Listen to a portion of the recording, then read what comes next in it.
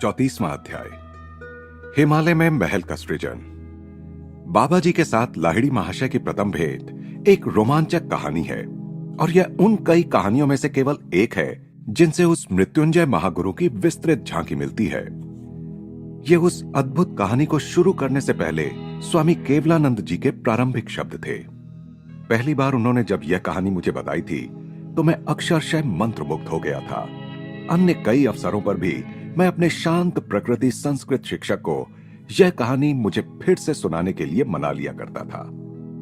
बाद में श्री युक्तेश्वर जी से भी मुझे लगभग उन्हीं शब्दों में यह पुनः सुनने को मिली।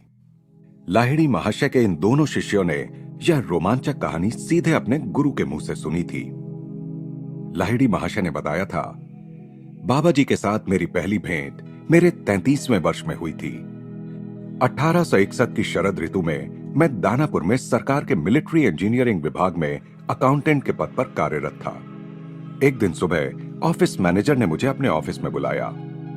लाहिड़ी, उन्होंने कहा, अभी अभी हमारे मुख्यालय से एक तार आया है। आपका स्थानांतरण रानीखेत कर दिया गया है, जहां सेना का एक कैंप स्थापित किया जा रहा है। एक नौकर को साथ लेकर मैं उस 500 मील की यात्रा पर निकल पड़ा। घोड़े और बग्घी से यात्रा करते हुए हम लोग 30 दिन में हिमालय में स्थित रानीखेत पहुंच गए। ऑफिस में मेरा काम बहुत अधिक नहीं था, अतः उन भव्य पर्वतों में कई घंटों तक घूमते रहने का समय मेरे पास था। एक अफवाह मैंने सुनी कि बड़े बड़े संत उस क्षेत्र में निवास करते थे। उनके दर्शन करने की तीव्र इच्छा मेरे मन में जागी। एक दिन दोपहर में मैं पहाड़ों में यूं ही भ्रमण कर रहा था कि अचानक ऐसा लगा जैसे दूर कहीं से कोई मेरा नाम लेकर मुझे पुकार रहा है। मैं चौंक गया। द्रोणगिरी पर्वत पर अपनी कठिन चढ़ाई मैंने जारी रखी। यह सोचकर मन में थोड़ी सी बेचैनी अवश्य हो रही थी कि जंगल में अंधेरा छा जाने से पहले मैं वापस नहीं लौट पाऊंगा। मैं आखिरकार एक छोटी सी खुली जगह में पहुंच गया, जिसकी दोनों ओर गुफाएं थीं। वहीं पर बाहर निकली एक चट्टान पर एक युवक मुस्कुराते हुए स्वागतार्थ हाथ फैलाए खड़ा था। देखकर मुझे आश्चर्य हुआ कि ताम्रवर्ण केशों को छोड़कर वह दिखने में बिल्कुल मेरे जैसा ही था। लाहिड़ी, तुम आ गए? उस संत ने हिंदी में मुझसे कहा, यहां इस गुफा में आराम करो। वह मैं ही था जिसने तुम्हें पुकारा था। मैंने एक छोटी सी साफ सुथरी गुफा में प्रवेश किया, जिसमें कई ऊनी कंबल और कुछ कमंडल रखे हुए थे। लाहिड़ी, तुम्हें वह आसन याद है? उस योगी ने एक कोने में रखे कंबल की ओर हाथ दिखाया। नहीं महाराज, अपनी इस साहसिक यात्रा की विचित्रता पर मैं कुछ हक्का बक्का सा हो रहा था। मैंने आगे कहा, अब मुझे अंधेरा होने के पहले निकलना होगा, सुबह ऑफिस में काम है। उस रहस्यमय संत ने अंग्रेजी में उत्तर दिया, The office was brought for you and not you for the office। यानी ऑफिस को तुम्हारे लिए लाया गया है, तुम्हें ऑफिस के लिए नहीं। मैं अवाक रह गया कि यह वनवासी तपस्वी न केवल अंग्रेजी बोलता है, बल्कि ईसा मसीह के शब्दों का अर्थ भी इसके शब्दों में ध्वनित हो रहा है। मैं देख रहा हूं कि मेरे तार ने अपना काम किया है। योगी की इस टिप्पणी का अर्थ मेरी समझ में नहीं आया। मैंने उनसे इसका अर्थ पूछा। मैं उस तार की बात कर रहा हूं जिसके कारण तुम इस निर्जन प्रदेश में पहुंच गए हो।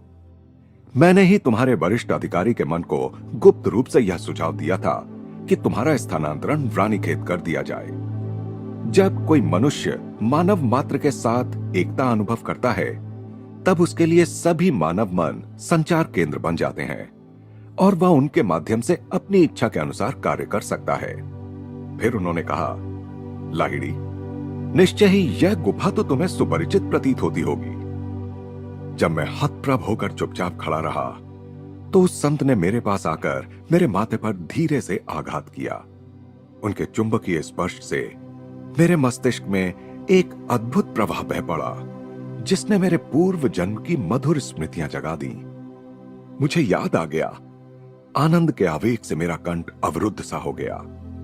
आप मेरे गुरु बाबा जी हैं, जो सदा ही मेरे रहे हैं। अतीत के दृश्य मेरे मन में स्पष्टता के साथ उभर रहे हैं। यहां इसी गुफा में मैंने अपने पिछले जन्म के कई वर्ष बिताए थे। वर्णनातीत स्मृतियों से भाव विभोर होकर मैंने अश्रुपात करते हुए अपने गुरुदेव के चरणों का आलिंगन किया। 3 दशकों से भी अधिक समय से मैं तुम्हारे लौट आने की प्रतीक्षा कर रहा हूं। स्वर्गीय प्रेम से बाबा जी की आवाज झंकृत हो रही थी। तुम निकल गए और मृत्युपरांत जीवन की प्रचंड लहरों में खो गए। तुम्हारे कर्मों की जादुई छड़ी ने तुम्हारा स्पर्श किया और तुम चले गए। तुम्हारी दृष्टि मुझसे हट गई, पर मेरी दृष्टि से तुम कभी ओझल नहीं हुए। उस सूक्ष्म ज्योति सागर में भी मैं तुम्हारे पीछे था, जहां तेजस्वी देवता विचरते हैं। अपने बच्चे की रक्षा करने वाले पक्षी की तरह मैं अंधकार, तूफान, उथल पुथल और प्रकाश में सतत तुम्हारे पीछे पीछे चलता रहा। जब तुम मानव गर्भावस्था में थे और जब शिशु रूप में तुमने जन्म लिया, तब भी मेरी दृष्टि लगातार तुम पर लगी हुई थी। जब तुम घुर्नी की नदी में अपने नन्हे शरीर को पद्मासन में स्थिर कर बालू से ढक लेते थे, तब भी अदृश्य रूप से मैं वहां उपस्थित रहता था। महीनों पर महीने और वर्षों पर वर्ष इसी शुभ दिन की प्रतीक्षा करता हुआ मैं तुम पर दृष्टि रखता आया हूं। अब तुम मेरे पास आ गए हो। यह रही तुम्हारी गुफा जो तुम्हें कभी इतनी प्रिय थी। मैंने तुम्हारे लिए सदा इसे साफ सुथरा तैयार रखा है। यह रहा तुम्हारा पवित्र कंबल आसन, जिस पर बैठकर तुम प्रतिदिन अपने विस्तारित होते हृदय में भगवान को भर लेते थे। यह रहा तुम्हारा कटोरा, जिससे तुम मेरे बनाए हुए अमृत का पान करते थे। देखो, इस पीतल के कटोरे को मैंने कैसा चमका कर रखा है, ताकि किसी दिन फिर से तुम उसका उपयोग कर सको। मेरे पुत्र, क्या अब तुम्हारी समझ में आ गया? मेरे गुरुदेव, मेरे पास कहने के लिए और क्या हो सकता है? गदगद स्वर में मैं धीरे से बोला। कहीं किसी ने कभी ऐसे अमर प्रेम के बारे में सुना भी है? मैं अपने शाश्वत धन, जीवन एवं मरण में भी अपने साथ रहने वाले अपने गुरु की ओर आनंद विभोर होकर लंबे समय तक देखता रहा। लाहिड़ी, तुम्हारी शुद्धि आवश्यक है। इस कटोरे में रखा तेल पी लो और जाकर नदी किनारे लेटे रहो। इस बात की स्मृति मन में जागते ही मेरे होठों पर एक क्षण के लिए मुस्कुराहट आ गई कि बाबा जी की व्यावहारिकता सदैव सर्वोपरि रहती थी। मैंने उनके निर्देशों का पालन किया। हिमालय की अति ठंडी रात गहरी होनी शुरू हो गई थी, फिर भी मेरे भीतर एक सुखद उष्णता फैल रही थी। मुझे आश्चर्य हुआ, क्या उस अज्ञात तेल में दिव्य उष्णता का कोई गुण था? अंधकार में चारों ओर से बर्फीली हवाएं मुझे थपेड़े मार मारकर चीखती हुई भयंकर रूप से ललकार रही थी। पथरीले किनारे पर सीधे लेटे मेरे शरीर से गगास नदी की लहरें बार बार टकराने लगीं। आसपास बाघों की गर्जना सुनाई दे रही थी, पर मेरा हृदय भय से पूर्ण मुक्त था। मुझ में उत्पन्न हुई प्रखर नवजात शक्ति मुझे अभेद्य सुरक्षा के प्रति आश्वस्त कर रही थी। कई घंटे बड़ी तेजी से बीत गए। गत जन्म की अस्पष्ट स्मृतियां अपने गुरु के साथ पुनर्मिलन के मेरे वर्तमान उज्जवल विचारों में घुलने मिलने लगीं। किसी के निकट आने की आहट से एकांत में पड़े पड़े चल रही मेरी विचारधारा भंग हो गई। अंधेरे में एक आदमी ने मुझे हाथ देकर खड़े होने में सहायता दी और कुछ सूखे वस्त्र दिए। आओ बंधु, उस आदमी ने कहा, गुरुदेव तुम्हारी प्रतीक्षा कर रहे हैं। जंगल में मुझे रास्ता दिखाता हुआ वह मेरे आगे आगे चलने लगा। जब हम अपने रास्ते के एक मोड़ पर पहुंचे, तब अचानक दूर दिखाई देने वाले एक स्थिर प्रकाश से रात में उजाला हो गया। क्या सूर्योदय हो रहा है? मैंने पूछा। पूरी रात तो अवश्य ही नहीं बीती है। मध्यरात्रि का समय है, मेरा मार्गदर्शक मृदुल हंसी हंसते हुए बोला। वहां दूर जो प्रकाश दिख रहा है वह एक स्वर्ण महल की आभा है, जिसका सृजन अद्वितीय महागुरु बाबा जी ने आज रात किया है। सुदूर अतीत में कभी तुमने महल के सौंदर्य का आनंद लेने की इच्छा व्यक्त की थी। हमारे गुरुदेव आज तुम्हारी वह इच्छा पूरी कर तुम्हें अपने कर्मों के अंतिम बंधन से मुक्त कर रहे हैं। फिर उसने कहा, वह भव्य महल आज रात तुम्हारी क्रिया योग दीक्षा का साक्षी बनेगा। यहां के तुम्हारे सब भाई तुम्हारे वनवास की समाप्ति पर आनंद मनाते हुए तुम्हारा स्वागत कर रहे हैं। देखो, हमारे सामने दैदीप्यमान स्वर्ण का एक विशाल महल खड़ा था। अगणित रत्न उसमें जड़े थे। कला कौशलपूर्ण सुंदर उद्यानों के बीच खड़े उस महल का शांत जलाशयों में पड़ता प्रतिबिंब अभूतपूर्व दृश्य प्रस्तुत कर रहा था। रास्ते में ऊंची ऊंची कमानों में अत्यंत सुंदर बारीक नक्काशी में अमूल्य हीरे, माणिक, पन्ने और तरह तरह के रत्न जड़े हुए थे।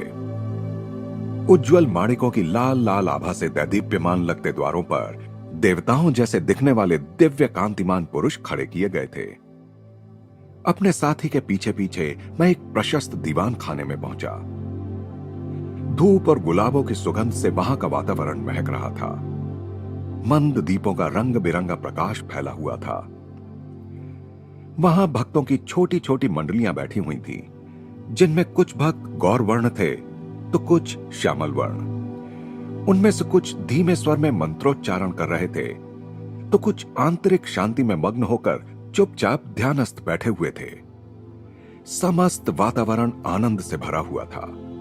यह सब देखकर मेरे मुंह से कुछ आश्चर्योद्गार फूट पड़े, जिन्हें सुनकर मेरे साथी ने सहानुभूतिपूर्ण मुस्कुराहट के साथ कहा, देख लो, अपनी आंखों को तृप्त कर लो, इस महल की कलाकृति की भव्यता का पूरा पूरा आनंद लो, क्योंकि केवल तुम्हारे सम्मान में ही इसका सृजन किया गया है। मैंने कहा, बंधु, इस महल का सौंदर्य मानव कल्पना से परे है। कृपा करके इसकी उत्पत्ति का रहस्य मुझे समझाओ। उसकी काली आंखें ज्ञान के तेज से चमक उठीं। उसने कहा, मैं सहर्ष तुम्हें सब कुछ समझा दूंगा। इस महल के प्रकटीकरण में समझ में न आने वाली कोई बात ही नहीं है। सारा ब्रह्मांड विधाता के विचार का मूर्त रूप है। अंतरिक्ष में भ्रमण करता पृथ्वी का यह भारी गोला ईश्वर का एक स्वप्न मात्र है। भगवान ने सभी कुछ मात्र अपने मन से निर्मित किया। ठीक उसी प्रकार जिस प्रकार मनुष्य अपने स्वप्न में स्वप्न सृष्टि की रचना करता है और उस सृष्टि में सृष्टि जीवों को भी भर देता है। परमात्मा ने पहले केवल पृथ्वी की कल्पना की, फिर उसने उस कल्पना को गति प्रदान की, जिसके फलस्वरूप अणुशक्ति और फिर पदार्थ जगत अस्तित्व में आया। तत्पश्चात उसने पृथ्वी के अणुओं को एकत्रित किया और ठोस गोला बनाया। इस गोले के सारे अणु ईश्वर की इच्छा शक्ति से ही एकत्रित हुए हैं। जब भगवान अपनी इच्छा शक्ति को वापस निकाल लेंगे, तब पृथ्वी के सारे अणु ऊर्जा में रूपांतरित हो जाएंगे। वह आणविक ऊर्जा अपने मूल स्रोत चैतन्य में वापस चली जाएगी। पृथ्वी की कल्पना अपना मूर्त रूप छोड़कर अमूर्त हो जाएगी। स्वप्न दृष्टा के अवचेतन विचार से ही स्वप्न सृष्टि मूर्त रूप धारण करके रहती है।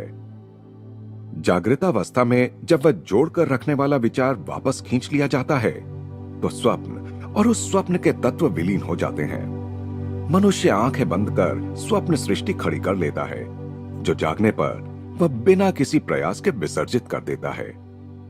वह मूल ईश्वरीय प्रारूप का ही अनुकरण करता है।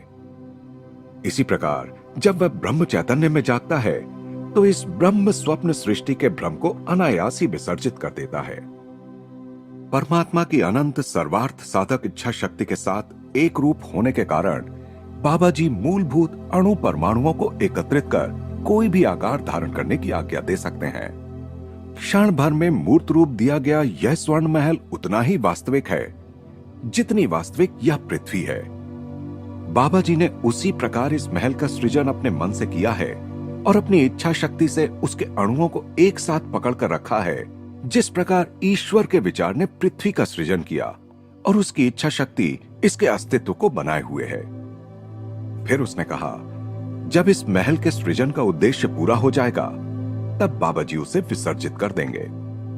जब मैं विस्मय युक्त आदर से अवाक खड़ा था, तो मेरे उस साथी ने महल की ओर हाथ दिखाते हुए कहा, नाना प्रकार के रत्नों से सजाया हुआ यह जगमगाता महल मानव प्रयासों से निर्मित नहीं हुआ है।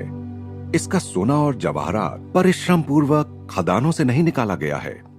यह विशाल महल मानव के समक्ष विशाल चुनौती के रूप में खड़ा है।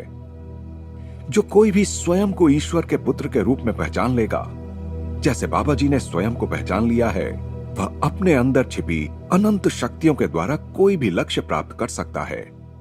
सामान्य पत्थर में भी विराट परमाणुविक शक्तियां छिपी हुई हैं। उसी प्रकार क्षुद्रतम मर्त्य मानव भी ईश्वरीय शक्तियों का भंडार है।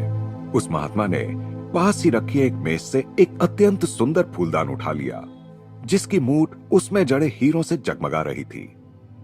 हमारे महान गुरु ने मुक्त विचरण करती कोटि कोटि ब्रह्मांड रश्मियों को घनीभूत कर इस महल का सृजन किया है, वह कहता गया। इस फूलदान को और इन हीरों को स्पर्श करके देखो, वे इंद्रियानुभूति की हर कसौटी पर खरे उतरेंगे। मैंने फूलदान का परीक्षण किया। उसके हीरे किसी महाराजा के विशेष संग्रह में रहने लायक थे। चमकते हुए स्वर्ण से निर्मित मोटी मोटी दीवारों पर भी मैंने हाथ फेरा। मेरे मन में गहरी तृप्ति छा गई। साथ ही ऐसा लगा कि मेरे पूर्व जन्मों से मेरे अवचेतन मन में छिपकर बैठी एक इच्छा तृप्त होकर खत्म हो गई। वह तेजस्वी पुरुष मुझे अलंकृत कमानों और दालानों में से ले जाता हुआ ऐसे अनेक कमरों में ले गया जो किसी सम्राट के महल के कमरों के समान साज सामान से सजाए हुए थे। फिर हमने एक अत्यंत विशाल कक्ष में प्रवेश किया। उस कक्ष के बीचों बीच एक स्वर्ण सिंहासन रखा हुआ था, जिसमें जड़े हुए रत्न रंग बिरंगी छटाएं बिखेर रहे थे। उस सिंहासन पर पद्मासन में बैठे थे महाअवतार बाबा जी। मैंने उस चमकते फर्श पर उनके चरणों में सिर रखकर उन्हें प्रणाम किया। लाइडी, क्या स्वर्ण महल की अपनी स्वप्न आकांक्षाओं की पूर्ति में अभी भी तुम्हें आनंद आ रहा है? मेरे गुरु की आंखें उनके ही द्वारा सृष्ट रत्नों की भांति चमक रही थी। जागो, तुम्हारी सारी ऐहिक तृष्णाएं अब सदा सदा के लिए तृप्त होने वाली हैं। उन्होंने आशीर्वाद स्वरूप कुछ गूढ़ मंत्रों का धीमे स्वर में उच्चारण किया। मेरे पुत्र, उठो, क्रिया योग की दीक्षा ग्रहण कर ईश्वर के राज्य में प्रवेश करो। बाबा जी ने अपना हाथ उठाया। धधकती अग्नि ज्वालाओं से युक्त एक हवन कुंड तत्क्षण वहां प्रकट हुआ। हवन कुंड के चारों ओर फल फूल सजे हुए थे। इस अग्नि वेदी के समक्ष मुझे मुक्तिदायक क्रिया योग की दीक्षा मिली। भोर होते होते सारे विधि संस्कार संपन्न हो गए। परमानंद की उस अवस्था में मुझे निद्रा की कोई आवश्यकता प्रतीत नहीं हुई। दीक्षा के बाद मैं महल की अमूल्य वस्तुओं और उत्कृष्टतम कलाकृतियों से सुसज्जित कमरों में भटकता हुआ उद्यानों में गया। वहां आसपास वही गुफाएं और पर्वत शिलाएं मुझे दिखाई दी जो मैंने कल देखी थी, परंतु कल वे किसी महल या पुष्पोद्यान के समीप तो नहीं लगी थी। हिमालय के शीतल सूर्य प्रकाश में वह महल अब कल्पनातीत आभा के साथ चमक रहा था। मैं महल में वापस जाकर अपने गुरु के सामने खड़ा हो गया। वे अभी भी सिंहासन पर विराजमान थे और उनके आसपास अनेक शिष्य चुपचाप बैठे हुए थे। लाहिड़ी, तुम्हें भूख लगी है? बाबा जी ने फिर कहा। अपनी आंखें बंद करो। जब मैंने पुनः आंखें खोली तो अपने उद्यानों सहित वह मंत्रमुग्ध कर देने वाला महल अदृश्य हो गया था। मैं, बाबा जी और उनके सभी शिष्य अब केवल भूमि पर ठीक उसी स्थान पर बैठे हुए थे जहां थोड़ी देर पहले तक वह अद्भुत महल खड़ा था। यह स्थान सूर्य प्रकाश में स्पष्ट दिखते गुफाओं के प्रवेश द्वारों से दूर नहीं था। मुझे याद आया कि मेरे उस पथ प्रदर्शक ने मुझे बताया था कि महल विसर्जित कर दिया जाएगा। उसमें पकड़ कर रखे हुए सब अणु परमाणुओं को मुक्त कर उनके मूल विचार स्वरूपों में विलीन कर दिया जाएगा जहां से वे आए थे। मैं स्तंभित हो गया था। फिर भी मैंने पूर्ण विश्वास के साथ अपने गुरु की ओर देखा। चमत्कारों से भरे इस दिन आगे क्या होने वाला है मालूम नहीं था। जिस उद्देश्य के लिए महल का सृजन किया गया था वह उद्देश्य पूरा हो चुका है, बाबा जी ने स्पष्ट किया। उन्होंने भूमि से एक हांडी उठाई। इस पर अपना हाथ रखो और जो भी खाने की तुम्हारी इच्छा हो वह इसमें से निकाल लो। मैंने उस चौड़ी खाली हांडी का स्पर्श किया। घी में तली गरम गरम पूरियां, रसेदार सब्जी और मिठाइयां उसमें प्रकट हो गईं। जैसे जैसे मैं खाता जा रहा था मैंने देखा कि हांडी सदा वैसी की वैसी ही भरी रहती थी। जब भोजन पूरा हो गया तो मैं पानी के लिए इधर उधर देखने लगा। मेरे गुरु ने मेरे सामने रखी हांडी की ओर इशारा किया। सारे खाद्य पदार्थ उसमें से गायब हो गए थे और उनके स्थान पर अब शुद्ध निर्मल जल उसमें दिखाई दे रहा था। बहुत ही थोड़े मर्त्य मानवों को यह ज्ञात है कि ईश्वर के राज्य में ऐहिक परिपूर्तियां भी सम्मिलित हैं। बाबा जी ने कहा, दैवी जगत की सत्ता इहलोक में भी चलती है, परंतु इहलोक का स्वरूप ही भ्रमात्मक होने के कारण उसमें सत्य के दैवी तत्व का अभाव है। परम प्रिय गुरुदेव, गत रात्रि को आपने मेरे लिए पृथ्वी पर स्वर्ग के सौंदर्य को प्रकट किया। अदृश्य हुए महल की स्मृति में मैं मुस्कुराने लगा। निश्चय ही किसी साधारण योगी ने ब्रह्म के श्रद्धास्पद गूढ़ तत्वों की खोज का आरंभ इतनी विलास ऐश्वर्यपूर्ण परिस्थितियों में नहीं किया होगा। अब उसके पूर्णतः विपरीत दिखने वाले दृश्य को मैं शांत दृष्टि से निहारने लगा। नीचे सूखी सख्त भूमि, ऊपर आकाश की छत, सामने आदिकालीन स्तर का आसरा प्रदान करती गुफाएं, सब कुछ मेरे चारों ओर बैठे दिव्य संतों के योग्य रमणीय नैसर्गिक परिस्थितिगत लग रहा था। उस दिन दोपहर को मैं पिछले जन्म की दैवी उपलब्धियों से पुनीत हुए अपने कंबल पर बैठा। मेरे ईश्वर तुल्य गुरु मेरे पास आए और उन्होंने मेरे सिर पर हाथ फेरा। मैं निर्विकल्प समाधि में पहुंच गया और 7 दिन तक उसी परमानंद की अखंड अवस्था में रहा। आत्मज्ञान के एक के बाद एक आने वाले स्तरों को पार करते हुए मैंने अंतिम अक्षय सत्य की अनुभूति कर ली। माया के सभी बंधन टूट कर गिर गए और मेरी आत्मा परमात्मा की वेदी पर पूर्ण रूप से प्रतिष्ठापित हो गई। 8वें दिन मैं अपने गुरु के चरणों में लौट गया और मुझे इस पवित्र वन में सदा अपने पास ही रखने का उनसे अनुरोध करने लगा। बाबा जी ने मुझे अपने आलिंगन पाश में बांधते हुए कहा, मेरे पुत्र, इस जन्म में तुम्हें जन साधारण की आंखों के सामने ही अपनी भूमिका निभानी है। इस जन्म से पूर्व अनेक जन्मों में निर्जन प्रदेशों में तपस्या कर तुम धन्य हो चुके हो। अब तुम्हें मनुष्यों के संसार में जाकर उनमें मिल जाना होगा। इस बात के पीछे एक गहरा उद्देश्य था कि इस जन्म में तुम विवाह कर गृहस्थ बनने और परिवार एवं पारिवारिक उत्तरदायित्वों से घिरे जाने से पहले मुझसे नहीं मिले। हिमालय में हमारी इस गुप्त मंडली में शामिल होने का विचार तुम्हें त्यागना ही पड़ेगा। तुम्हारा जीवन आदर्श गृहस्थ योगी का उदाहरण बनकर शहरों की भीड़ भाड़ के बीच रहने के लिए है। वे आगे कहते गए, व्याकुल संसारी नर नारियों का आर्तनाद महापुरुषों के कानों से टकराकर अनसुना नहीं हो गया। तुम्हें सच्चे जिज्ञासुओं को क्रिया योग के माध्यम से आध्यात्मिक दिलासा देने के लिए चुना गया है। पारिवारिक बंधनों और भारी सांसारिक कर्तव्यों से दबे लाखों लोगों को उनके समानी गृहस्थ जीवन व्यतीत करने वाले तुमसे नई हिम्मत मिलेगी। यह समझने में तुम्हें उनकी सहायता करनी होगी कि उच्चतम यौगिक उपलब्धियां गृहस्थों के लिए दुष्प्राप्य नहीं है। संसार में रहकर भी जो योगी व्यक्तिगत स्वार्थ और आसक्तियों को त्याग कर पूर्ण निष्ठा के साथ अपने कर्तव्यों का निर्वाह करता है, वह ब्रह्म ज्ञान प्राप्ति के सुनिश्चित मार्ग पर ही चल रहा होता है।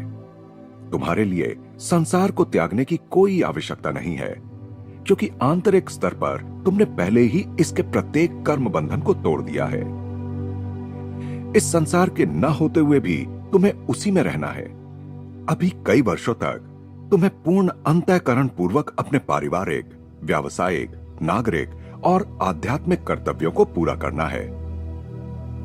संसारी मनुष्यों के रूखे हृदयों में एक नई मधुर दिव्य आशा का संचार करना है। तुम्हारे संतुलित जीवन से यह बात उनकी समझ में आ जाएगी कि मुक्ति बाह्य त्याग पर नहीं बल्कि आंतरिक वैराग्य पर निर्भर करती है। जब मैं हिमालय के उच्च निर्जन प्रदेश में अपने गुरु की बातें सुन रहा था, तब मेरा परिवार, ऑफिस, संसार कितना सुदूर लग रहा था। फिर भी उनके शब्दों में वज्र सत्य तो था ही। अतः विवश होकर मुझे शांति के उस स्वर्ग को छोड़कर जाने की बात माननी ही पड़ी। गुरु से शिष्य को योग विद्या दिए जाने के संबंध में बाबा जी ने मुझे प्राचीन कठोर नियमों का ज्ञान कराया। उन्होंने कहा, केवल योग्य शिष्यों को ही क्रिया की यह कुंजी देना। ध्यान के विज्ञान द्वारा जीवन के अंतिम रहस्यों का पता लगाने के लिए केवल वही योग्य है जो ईश्वर की खोज में अन्य सब कुछ त्याग देने का संकल्प करता है। दयामय गुरुदेव, विलुप्त हुई क्रिया योग विद्या का पुनरुद्धार कर आपने पहले ही मानव जाति पर इतनी बड़ी कृपा की है।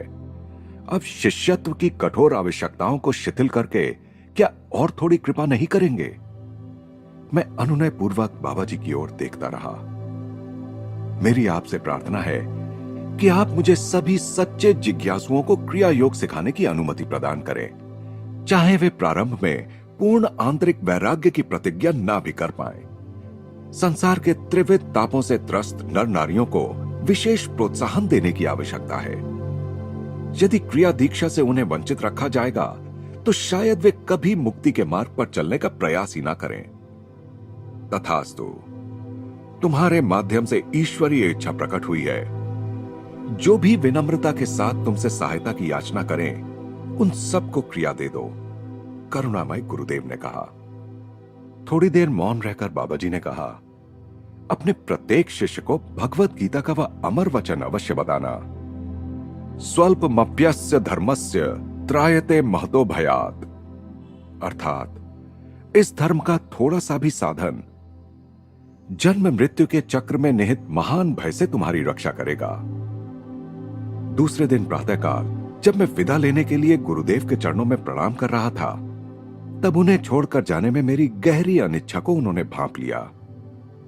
हम लोगों के लिए यह कोई वियोग नहीं है प्रियवत्स, उन्होंने प्रेम से मेरे कंधे का स्पर्श किया। तुम जहां कहीं भी रहोगे, जब भी मुझे बुलाओगे, तब मैं तत्क्षण तुम्हारे सामने प्रकट हो जाऊंगा।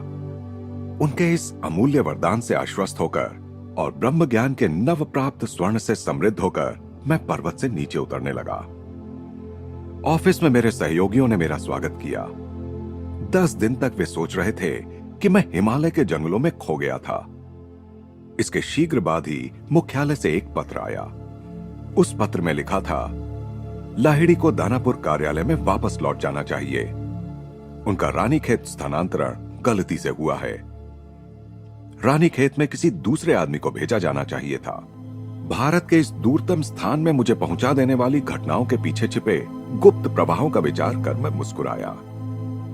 दानापुर वापस लौटने के पहले मैं मुरादाबाद के एक बंगाली परिवार के घर में कुछ दिन रहा।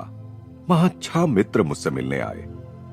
जब मैंने चर्चा का रुख आध्यात्मिक विषयों की ओर मोड़ दिया, तो जिसके घर में मैं ठहरा था, उस व्यक्ति ने उदास स्वर में कहा, ओह, आजकल भारत संतों से विहीन हो गया है। मैंने उसका पुरजोर विरोध किया। बाबू, अभी भी इस भूमि में महान संत विद्यमान हैं। आध्यात्मिक उत्साह के कारण हिमालय के अपने चमत्कार पूर्ण अनुभवों का वर्णन करने की उत्कट प्रेरणा मेरे मन में जाग गई। मित्र मंडली ने विनम्रता पूर्वक अविश्वास व्यक्त किया। उनमें से एक ने सांत्वना के स्वर में कहा, लाहिड़ी, पर्वतों की विरल हवा में तुम्हारे मस्तिष्क पर दबाव पड़ा है। तुमने अभी जो बताया है वह कोई दिवा स्वप्न है। सच्चाई के जोश में मैंने बिना कुछ सोचे समझे बोल दिया, यदि मैं अपने गुरु को पुकारूं तो वे अभी इसी घर में प्रकट हो जाएंगे। सबकी आंखें कौतूहल से चमक उठी। इसमें कोई आश्चर्य नहीं था कि वे सब ऐसी किसी घटना को देखने के लिए उत्सुक थे। कुछ अनिच्छा पूर्वक ही मैंने एक शांत कमरे और 2 नए ऊनी कंबलों की व्यवस्था करने के लिए कहा। गुरुदेव हवा में से यहां प्रकट होंगे, मैंने कहा। दरवाजे के बाहर शांत बैठे रहो, मैं जल्द ही आप लोगों को बुला लूंगा। ध्यान की अवस्था में डूबकर मैं विनम्रता पूर्वक गुरुदेव का आवाहन करने लगा। अंधेरे कमरे में मंद शांतिदायक प्रकाश भर गया। बाबा जी की तेजस्वी ज्योतिर्मय मूर्ति प्रकट हो गई। लाहिड़ी, क्या तुम मुझे ऐसी व्यर्थ बातों के लिए बुलाते हो? गुरुदेव की दृष्टि कठोर थी।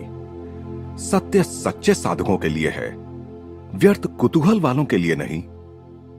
देखने के बाद विश्वास करना तो आसान है, उसमें फिर किसी आत्मशोध की आवश्यकता ही नहीं रहती। इंद्रियातीत सत्य की खोज केवल वही लोग कर पाते हैं जो अपनी स्वाभाविक संसारजन्य शंका कुशंकाओं से ऊपर उठते हैं, और केवल वही इसके अधिकारी भी हैं।